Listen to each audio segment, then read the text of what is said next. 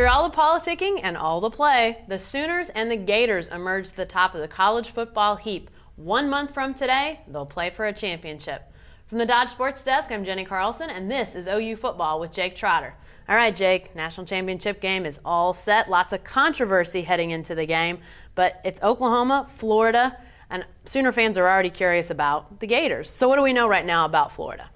Well, they're very good on both sides of the ball. Second in the nation in turnover margin. They're great at picking off passes. I think they're second in the country in that category. Really not a lot of weaknesses with this team. Team Tebow obviously is as good a quarterback as you'll find running and passing. Percy Harvin's a great slot receiver, probably one of the best, if not the best playmaker at that position in the nation. And then defensively, they're led by Spikes at linebacker. Very good team on both sides of the ball. You say not a lot of weaknesses, but this is a team that lost at home at the Swamp to Ole Miss and went into the fourth quarter in the SEC championship game against Alabama. Not much momentum, down by 3, obviously had a great fourth quarter, but this is a team that doesn't look completely invincible. What are some of those areas of weakness that maybe OU can exploit? Well, the Ole Miss game was 3 months or 2.5 months ago, and they fumbled 3 times. And, you know, playing in a league like the SEC, just like playing in the Big 12, you're probably going to get clipped at some point, and that's exactly what happened, even though it was at home. Ole Miss turned out to be a very good ball club. That loss didn't look so good at the time. It looks pretty good now. Ole Miss is playing Texas Tech in the Cotton Bowl. But since that point, the Gators have played better and better each week. They blew out Georgia, blew out LSU. Alabama was number 1 in the nation and undefeated, and they beat them by 11. So, maybe they didn't win by 30, but that's still an impressive win. So they're playing very well right now. Let's talk some personnel. Obviously, Tim Tebow's a name on everybody's lips with the Heisman coming up. Who are some other personnel that you think could be really key in this matchup in particular with the Sooners? Well, Harvin obviously is the key. He didn't play in the SEC championship. He had a sprained ankle. They had to go with Jacobs, who's basically their backup sort of slot/running back. He's the guy you got to watch out for. I think people will remember him from the 2006 national championship in which he lit up Ohio State.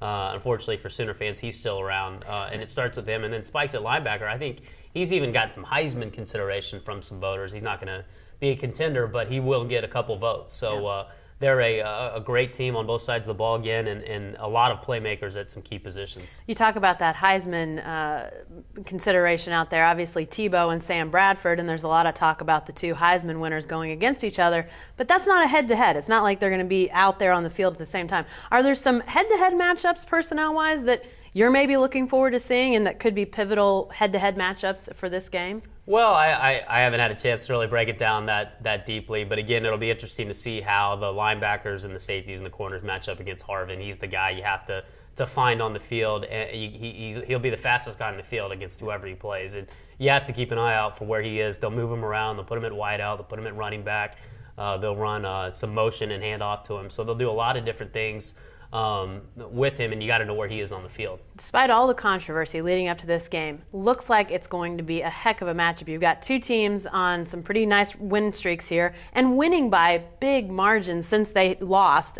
Florida's 9 games since, I think they've won by 37 or something like that. OU in their 7th game since they've lost, just about as impressive.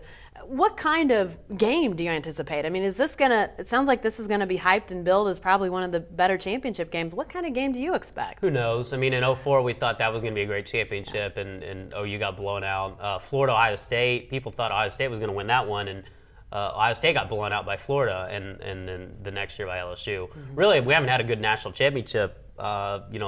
The 2003 game was close, but that wasn't really a well-played game. You have to go back to Ohio State and Miami to find a well-played national championship that went down to the wire when the Buckeyes beat Miami in overtime. So it's been a while, but maybe this could deliver. I don't know. Both teams are capable of a classic, but I forgot about the 2005 USC-Texas game. Yeah. Obviously, that was a classic, but these teams are capable of playing that caliber of game. We'll see what happens.